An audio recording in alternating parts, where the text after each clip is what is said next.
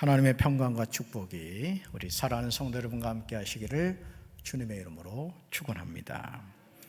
오늘 데살로니가전서 3장 7절부터 13절까지 말씀으로 주님 안에 굳게 서자, 주님 안에 굳게 서자, 이런 제목으로 말씀의 은혜를 나누고자 합니다. 우리는 누구나 의미 있는 인생을 살고 싶어 하죠. 자신에게 주어진 삶을 정말 잘 살고 싶은데, 무엇이나 잘 하고 싶은데 우리 삶은 생각처럼 그렇게 잘 되지 않을 때가 많은 것 같습니다. 어린 시절 우리는 누구나 꿈을 두세 가지는 가지고 있었습니다. 그러나 나이를 먹으면서 어느 순간부터 꿈꾸는 것이 남의 일처럼 여겨지기 시작했습니다. 그래서 꿈을 잃고 하루살이와 같은 삶을 무의미하게 살아갑니다. 내 인생에서 하루를 더 산다고 해서 자신의 삶에 과연 어떤 의미가 있겠습니까? 그러므로 이제 우리는 다시 꿈꾸는 삶을 살아야 할 줄로 믿습니다. 앞으로 남은 삶에서 무엇을 위해 살 것인지 생각해야 합니다. 시인 도종환은 흔들리며 피는 꽃에서 다음과 같이 노래했습니다. 흔들리지 않고 피는 꽃이 어디 있으랴. 이 세상 그 어떤 아름다운 꽃도 다 흔들리면서 피었나니, 흔들리면서 줄기를 곱게 세웠나니, 흔들리지 않고 가는 사랑이 어디 있으랴. 젖지 않고 피는 꽃이 어디 있으랴. 이 세상 그 어떤 빛나는 꽃들도 다 젖으며 피었나니, 바람과 비에 젖으며 꽃잎 따뜻하게 피었나니, 젖지 않고 가는 삶이 어디 있으랴. 사랑하는 성도 여러분, 이 세상 그 어떤 아름다운 꽃들도 다 흔들리면서 피었다는 시인 도종환의 말을 부인할 사람이 누가 있겠습니까? 코로나19로 백신 접종을 한다는 것이 두렵지 않은 사람이 누가 있겠습니까? 처음 코로나19 백신 접종을 한다고 하니까 저를 찾아와서 기도받고 가시는 분들, 전화를 해가지고 목사님 저 코로나 백신 접종 맞아요. 뭔 얘기예요? 두렵다는 얘기죠. 그런 분들이 계셨습니다. 전화하지 않은 분들도 사실은 그러고 싶었지만 평소 전화를 안 해서 너무 속이 보이는 것 같아서 전화 못하신 분도 있을 줄로 압니다. 그럼에도 백신 접종을 하게 됩니다. 아름다운 꽃들도 피기 위해서 흔들리는데 하물며 하나님의 형상대로 지음을 받은 저와 여러분이겠습니까? 우리 삶도 흔들릴 때가 많이 있습니다. 우리 삶에도 젖을 때가 있습니다. 그러므로 우리 삶의 여정에 바람이 불고 비가 내린다고 불평할 일이 아닙니다. 흔들릴 때는 흔들리는 것입니다. 젖을 때는 젖는 것입니다. 그러나 믿음의 뿌리가 뽑히면 안 됩니다. 흔들리더라도, 젖을 때가 있더라도 우리는 오늘 나에게 주어진 믿음의 선한 싸움을 하며 하나님이 약속하신 약속의 땅인 천국을 향하여 믿음으로 전진해 가야 될 줄로 믿습니다. 그러므로 히브리서 12장 2절에서 히브리서 기자는 예수님을 바라보라, 이렇게 우리에게 권면합니다. 같이 읽습니다. 믿음의 주여 또 온전하게 하시는 예수를 바라보자. 그는 그 앞에 있는 기쁨을 위하여 십자가를 참으사 부끄러움을 개의치 아니하시더니 하나님 보좌 우편에 앉으셨느니라. 아멘. 삶의 여정에서 우리가 무엇을 바라보고 사느냐는 매우 중요합니다. 저와 여러분이 이제까지 살아오면서 평안하다, 안전하다고 할 수 있는 때가 얼마나 됩니까? 가만히 생각해 보면 우리의 삶은 마치 살얼음 위를 걷는 듯한 위급한 상황을 용케 지나왔습니다. 홍성에서 교회를 리모델링할 때 일입니다. 성전 건물 전체에 시스템 냉난방기를 설치하게 되었습니다. 천장에 배관을 설치하는데 사람이 천장 위를 다니는 거예요. 여러분, 아무리 집 천장이 튼튼하다고 해도 사람이 걸어 다니면 어떻게 되겠어요? 푹 꺼지게 되죠? 신기해가지고 어떻게 된 일인가 살펴봤어요. 그랬더니 천장 아래에 곳곳에 디딤판을 설치해서 사람의 하중을 바칠 수 있도록 준비해 놓은 것을 볼 수가 있었습니다. 사랑하는 성도 여러분, 하루하루 살아가는 우리의 삶의 여정이 살얼음같이 느껴져도 우리가 해를 전혀 두려워하지 않는 이유는 살아계신 하나님이 나의 발걸음걸음을 받쳐주시기 때문인 줄로 믿습니다. 그러니 우리가 이 험한 세상을 살아가면서 무엇을 염려하겠습니까? 무엇을 두려워하겠습니까? 데살로니가 전서는 바울이 고린도에서 데살로니가 교회 성도들에게 쓴 편지입니다. 그런데 바울이 이 편지를 쓸 때 그는 매우 힘든 상황에 부닥쳐 있었습니다.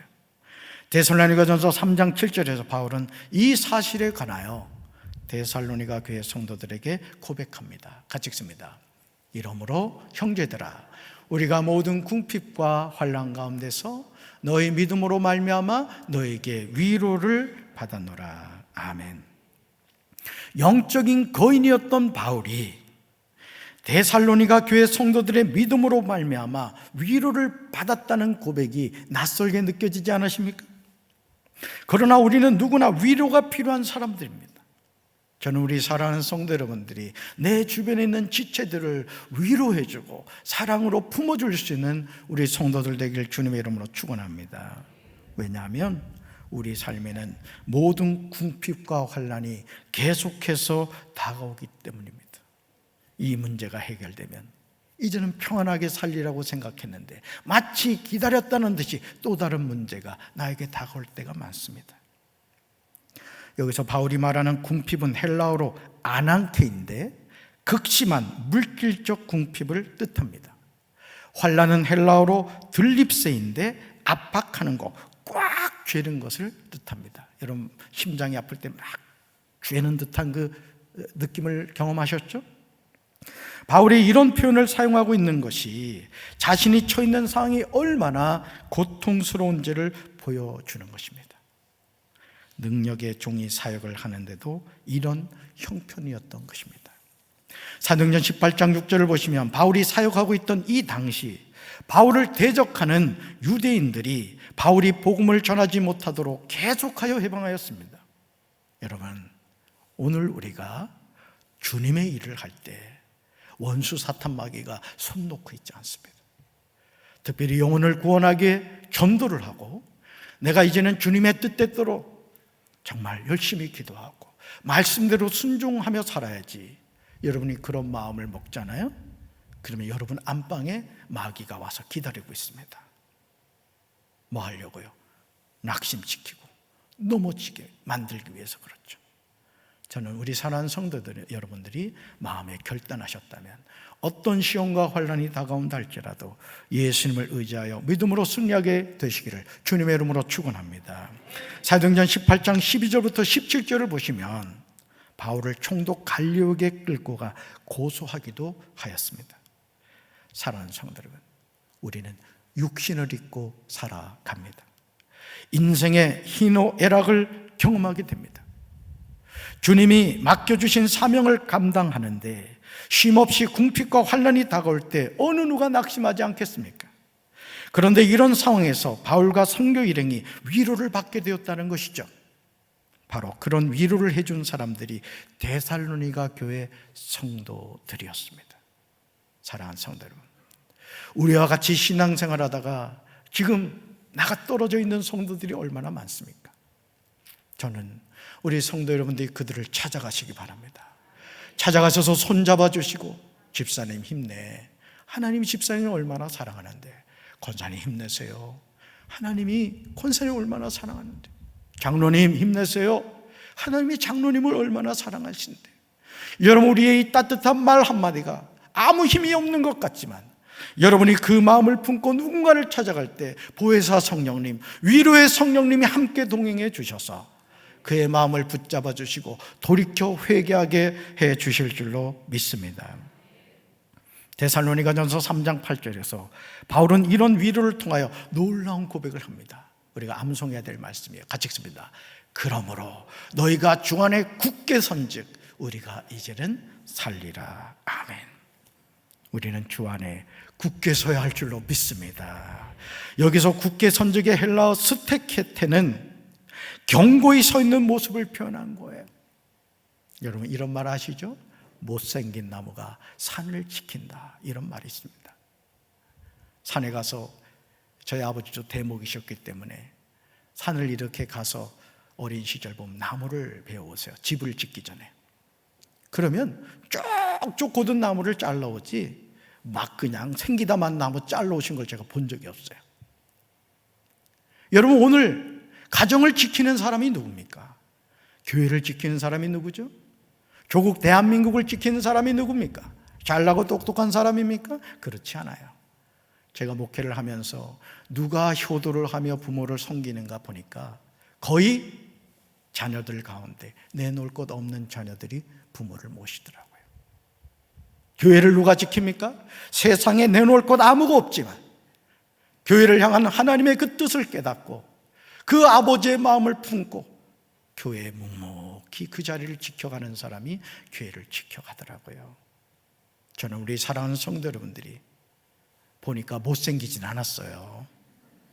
그렇지만 나무를 지키는 그 못생긴 나무처럼 산을 지키고 가정을 지키고 교회를 지키고 우리 조국 대한민국을 지켜가는 그런 성도들 되기를 주님의 이름으로 축원합니다.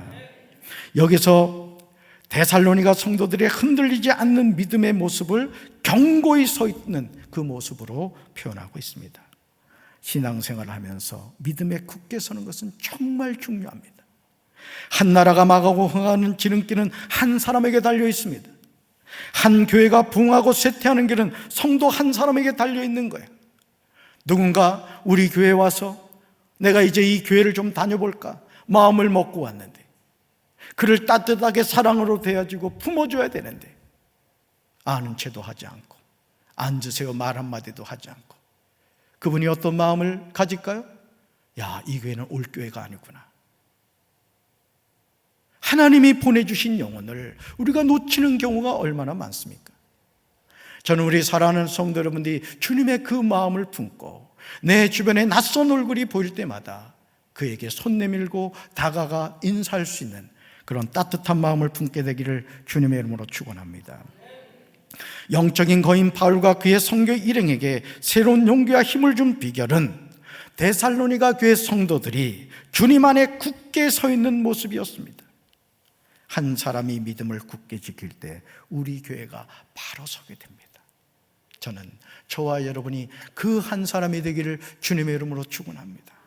누군가를 향하여 손가락질을 하면서 너 때문에 안 돼, 너가 문제야 이렇게 얘기하는 것이 아니라 나 자신부터 하나님 앞에 바로 서고 성도들을 섬기고 교회를 위해 헌신하는 그 모습을 통해서 하나님은 우리 교회를 세워가실 것이고 우리를 통하여 하나님이 영광 받으실 줄로 믿습니다. 데살로니가전서 3장 8절을 현대 성경은 다음과 같이 번역하고 있습니다. 같이 읽습니다. 여러분이 주님 안에서 굳게 서 있기만 한다면 그것만으로도 우리는 어떤 어려움도 견뎌 나갈 수 있는 것입니다. 아멘. 예수님이 십자가를 지시기 전날 밤 겟세마네 동산에서 땀이 땅에 떨어지는 핏방울 같이 될 정도로 기도하실 때 베드로에게 하신 말씀이 무엇입니까?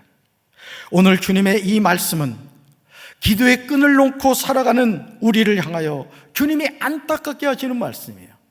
기도의 끈을 잡아야 되는데 기도의 끈을 놓고 살아가는 우리에게 주님이 이렇게 말씀하세요. 제자들에게 오사 그 자는 것을 보시고 베드로에게 말씀하시되 같이 읽습니다. 너희가 나와 함께 한 시간도 이렇게 깨어 있을 수 없더냐. 아멘. 사랑하는 성도 여러분, 성자 하나님이신 예수님도 기도의 동역자가 필요했습니다. 여러분 왜 속회로 만남을 허락하셨죠? 왜 성교회로 만남을 허락하셨습니까? 왜 목사와 성도로 우리가 만나게 해주셨습니까? 그것은 서로를 위한 기도의 동역자가 되라고 하나님이 만나게 해주신 줄로 믿습니다. 데살로니가 교회 성도들이 주님 안에 굳게 서 있기만 하다면 그것만으로도 바울은 어떠한 어려움도 견뎌나갈 수 있다고 고백합니다. 그러니까 누구 탓할 필요가 없어요.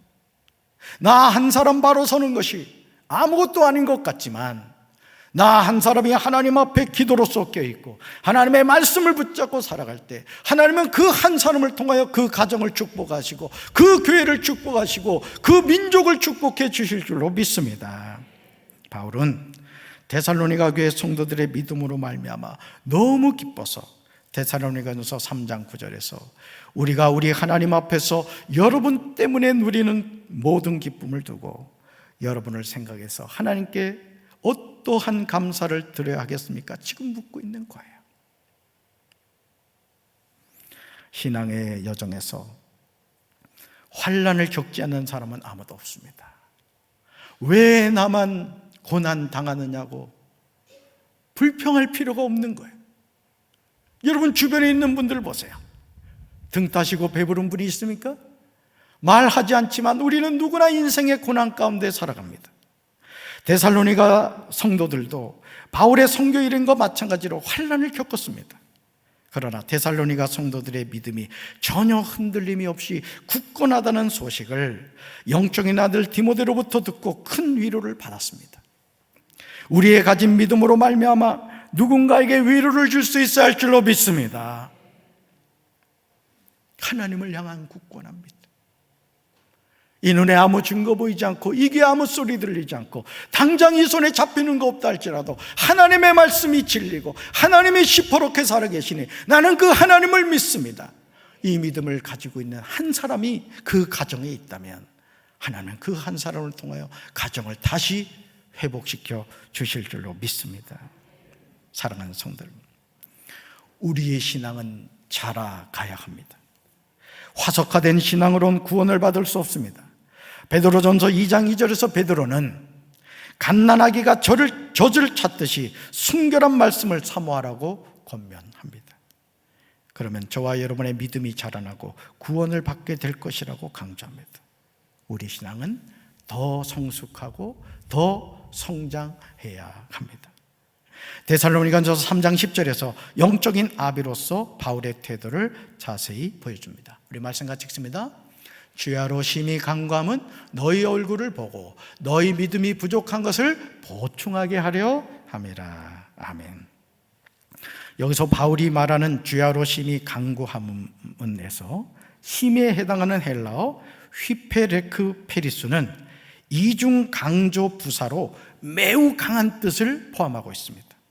시민은 헬라어로 헤크페리수인데 여기에 한층 덜하는 의미의 전치사 휘페르가 첨가된 형태입니다. 그리고 강구함의 헬라어는 데오메노이인데 그 의미는 필요한 것을 간절히 요청한다는 뜻입니다. 그러니 바울이 데살로니가 성도들의 얼굴을 보기를 얼마나 간절히 원했는지를 알게 됩니다. 그렇다면 바울이 이토록 데살로니가 성도들을 보기 위해서 죄하로 심히 간구한 이유는 무엇일까요? 그 이유는 그들의 믿음이 부족한 것을 보충하는 것입니다. 여러분, 자동차를 운전하시는 분들은 자동차를 몰다 보면 어느 순간 자동차 앞에 주황색 등이 들어오죠. 뭔 얘기죠? 기름 좀 넣고 다녀라, 이런 뜻이에요. 정신없이 다니다 보면 어느 순간 기름이 다 떨어지죠. 오늘 우리가 신앙생활하면서도 마찬가지입니다. 여러분, 우리가 아무리 믿음 충만한다 할지라도 그 믿음은 소멸될 수 있다는 것을 기억하셔야 돼요.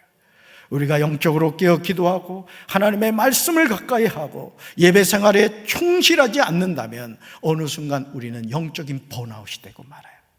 믿지 않는 사람보다 더 강팍해지고 괜히 불평과 원망이 가득 차게 됩니다. 저는 우리 사랑하는 성도 여러분들의 믿음이 더 보충되시고 아주 100% 충전되시기를 주님의 이름으로 축원합니다.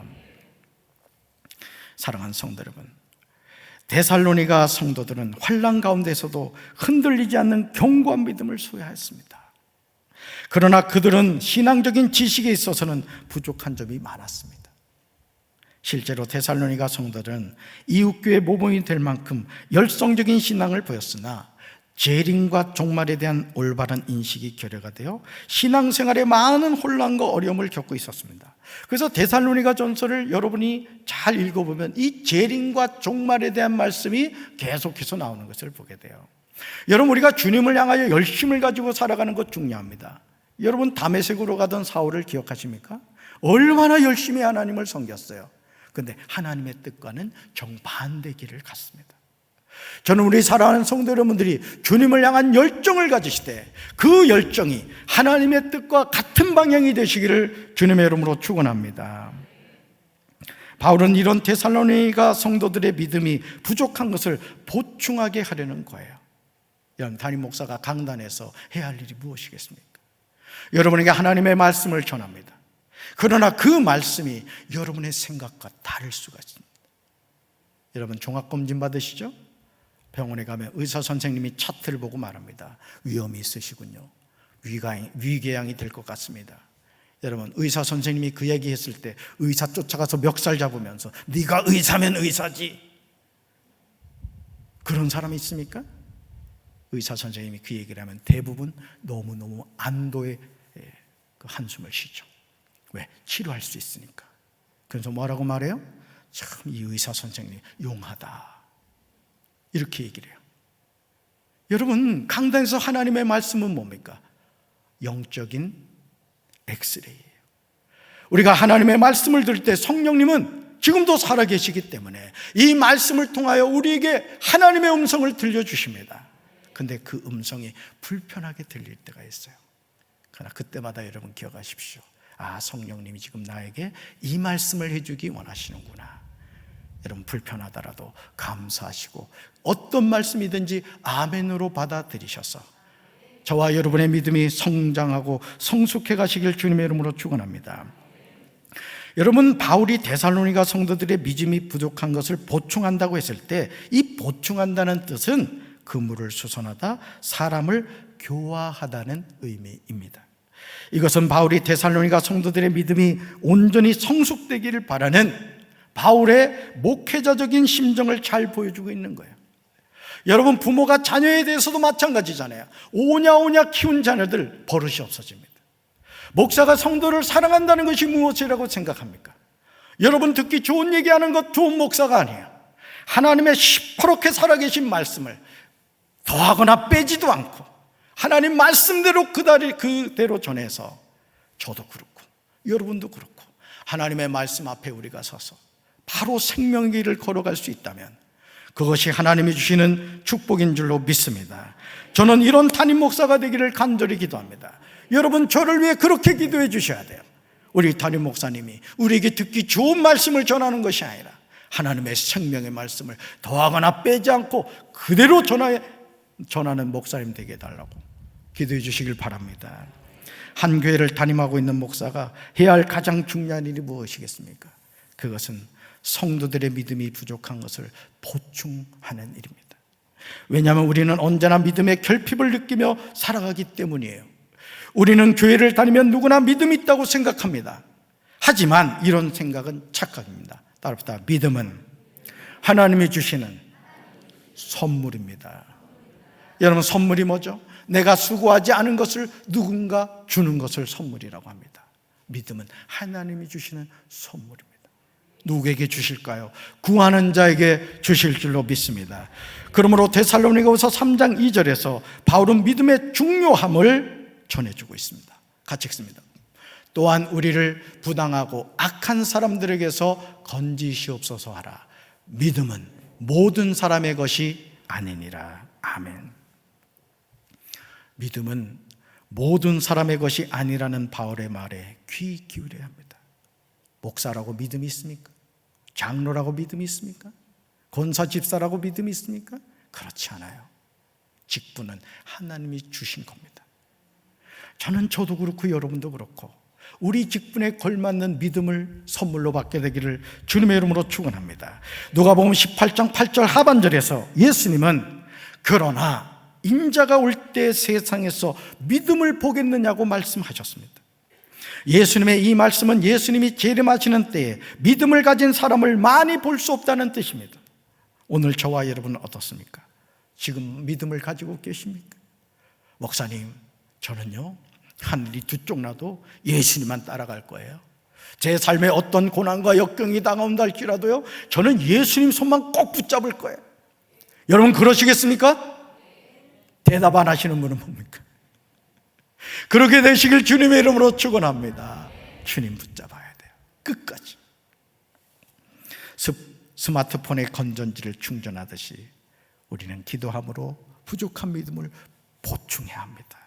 하나님의 말씀을 주야로 묵상함으로 부족한 믿음을 보충해야 합니다. 로마서 10장 17절에서 그러므로 믿음은 들음에서 나며 들음은 그리스도의 말씀으로 말미암았느니라고 바울은 분명하게 강조하고 있습니다. 따라서 말씀을 들을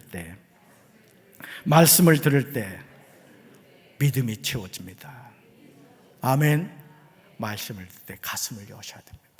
주님, 오늘 목사님을 통해 말씀이 선포될 때 그 말씀이 저의 생명의 양식이 되게 하옵소서. 주여 말씀을 주시옵소서. 데살로니가 전서 3장 11절부터 13절까지는 바울의 기도입니다. 사도 바울은 기도를 시작하면서 하나님 우리 아버지를 부르고 있습니다. 예수님도 주님의 기도인 주기도문에서 하늘에 계신 우리 아버지를 부르셨습니다. 이것은 인간의 어떠한 노력보다도 하나님의 도우심을 간절히 요청하는 바울의 심정을 보여줘. 이 회복이 필요한 거예요. 여러분, 우리는 무시로 하나님을 찾아야 될 줄로 믿습니다. 아버지, 하나님 아버지, 하나님을 불러야 될 줄로 믿습니다. 우리가 아무리 최선을 다해서 노력해도 하나님이 도와주시지 않으면 우리의 수고와 노력은 아무 소용이 없어요. 농부가 아무리 이른 새벽에 일어나서 밭에 나가 풀을 뽑아내고 열심히 농사를 지어도 하느님이 하늘문을 열으시고 적당하게 비를 내려주셔야 되고 햇빛을 비춰줘야 되는 거예요. 우리는 최선을 다해야 되지만 결과는 하나님이 책임져 주실 줄로 믿습니다. 우리의 걸음을 인도하심은 하나님이신 줄로 믿습니다. 바울은 하나님 우리 아버지와 우리 주 예수는 우리의 길을 너희에게로 갈 수 있게 하시오며라고 기도합니다. 바울은 하나님과 예수님이 하나의 인격체라는 사실을 강조합니다. 우리가 앞으로 걸어가야 하는 길을 정확하게 아신 분은 하나님이신 줄로 믿습니다. 우리는 나의 가는 길을 아시는 하나님께 자신의 모든 것을 맡길 수 있어야 됩니다. 여러분, 왜 인생의 문제를 여러분의 가슴에 품고 있어요? 왜 아픔을 여러분의 가슴에 품고 있습니까? 이 시간 하나님께 여러분의 모든 것을 맡기시기를 바랍니다. 우리 하나님은 믿을 수 있는 분이에요. 제가 모태신앙으로 자라서 이제까지 하나님 믿었잖아요. 그러니까 괜찮아요. 걱정하지 않아도 돼요. 아멘.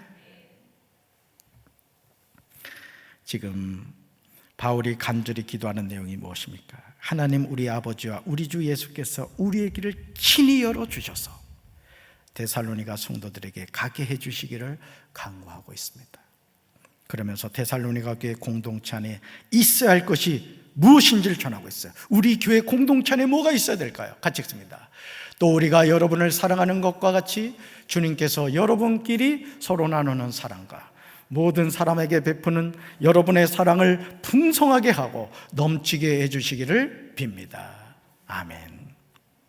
사랑하는 성도 여러분, 바울이 데살로니가 성도들을 사랑하는 것 같이 주님이 데살로니가 교회 성도들끼리 서로 나누는 사랑과 모든 사람에게 베푸는 그들의 사랑을 풍성하게 하고 넘치게 해주시기를 바울은 기도하고 있습니다. 이런 사랑이 우리 교회 안에 풍성하게 채워지길 주님의 이름으로 축원합니다. 따라합시다. 교회는 풍성한 사랑이 넘쳐야 합니다. 아멘. 풍성한 사랑이 넘쳐요. 여러분 주변에 있는 지체들 보세요.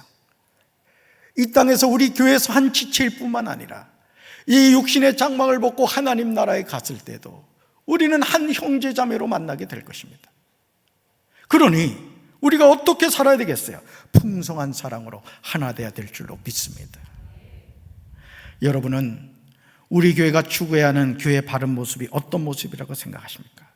저는 사도행전 9장 31절에 나오는 모습이라고 확신합니다. 따릅니다. 교회는 평안해야 합니다. 가정도 평안해야 돼요. 아버지 어머니가 사흘 밤낮으로 싸우면 애들이 집에 들어오고 싶어 하지 않는 거예요. 교회도 마찬가지예요.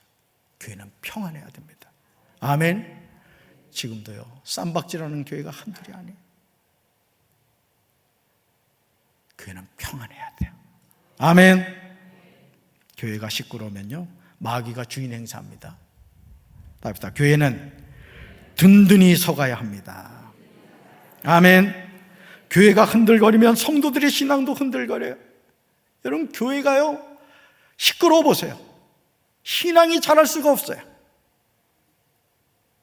구원은 받아야 되니까 교회를 안 나올 수는 없고, 나오면 맨날 그냥 교회가 시끄럽고, 그 뭔 은혜가 되겠어요? 따라합시다. 교회는 하나님을 두려워해야 합니다. 아멘. 담임 목사도 하나님 두려워하고 우리 성도들도 하나님을 두려워해야 돼요. 할렐루야. 따라합시다. 교회는 성령의 위로가 나타나야 합니다. 예배당에 들어오면 아버지가 안아주시는 거예요.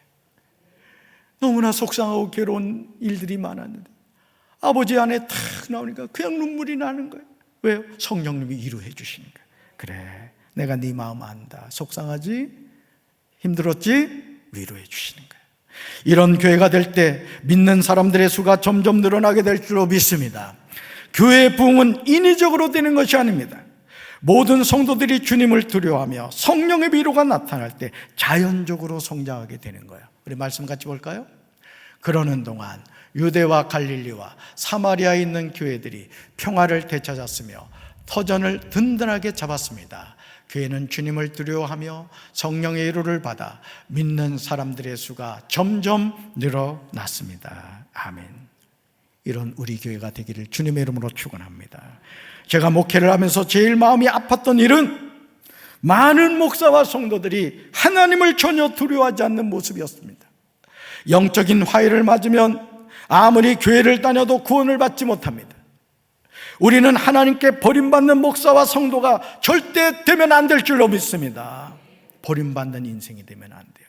하나님께 끝까지 붙어있는 믿음의 선한 싸움 승리하시기를 주님의 이름으로 축원합니다. 고린도서 13장 5절 말씀 같이 읽습니다. 여러분이 믿음 가운데 있는지 여러분 자신을 살피고 계속해서 시험해 보십시오. 예수 그리스도께서 여러분 안에 계심을 스스로 알지 못합니까? 그렇지 않으면 여러분은 하나님께 인정받지 못한 사람들입니다. 아멘. 지금 여러분 주변을 살펴보시기 바라요. 성령으로 시작하였다가 육으로 마치는 일이 얼마나 많습니까? 우리는 천국 문을 열고 주님의 품에 안기는 그 순간까지 자신이 믿음 가운데 있는지 계속해서 자신을 살펴야 될 줄로 믿습니다. 돌다리도 두드려보라고 했습니다. 하물며 우리가 구원받는 이 길에 있어서 끊임없이 자신을 점검해보고 내가 믿음 안에 살고 있는지, 하나님의 뜻에 순종하고 있는지, 우리 교회가 하나님이 원하시는 교회로 세워져 가고 있는지 우리가 스스로 살펴봐야 됩니다. 그렇지 않으면 우리는 하나님께 인정받지 못한 사람이 되고 맙니다. 그렇게 된다면 얼마나 안타깝겠습니까? 그러므로 데살로니가전서 3장 13절에서 너희 마음을 굳건하게 하시고 우리 주 예수께서 그의 모든 성도와 함께 강림하실 때 하나님 우리 아버지 앞에 거룩함에 흠이 없게 하시기를 원한다고 기도하고 있습니다. 저는 이 시간 우리 사랑하는 성도들 향하여 바울의 이 심정으로 기도합니다. 신랑 되시는 예수님을 맞이할 신부로서 살아가기 위해서 우리는 믿음으로 말미암아 주 안에서 굳게 서야 할 줄로 믿습니다. 흔들린다고 낙심하지 마시고 끝까지 주님의 손 꼭 붙잡고 믿음으로 승리하는 우리 사랑하는 성도들 되기를 주님의 이름으로 축원합니다. 가슴에 손 얹겠습니다. 하나님 아버지, 흔들리지 않고 피는 꽃은 없다고 했습니다. 못생긴 나무가 산을 지킨다고 했습니다. 우리가 하나님을 섬긴다고 하면서 과연 우리는 주 안에서 굳게 서 있습니까? 우리의 믿음이 보충되고 있습니까? 주여 저에게 믿음을 허락하여 주셔서 끝까지 믿음의 선한 싸움 승리하게 하옵소서. 예수님의 이름으로 간절히 축복하며 기도합니다. 아멘.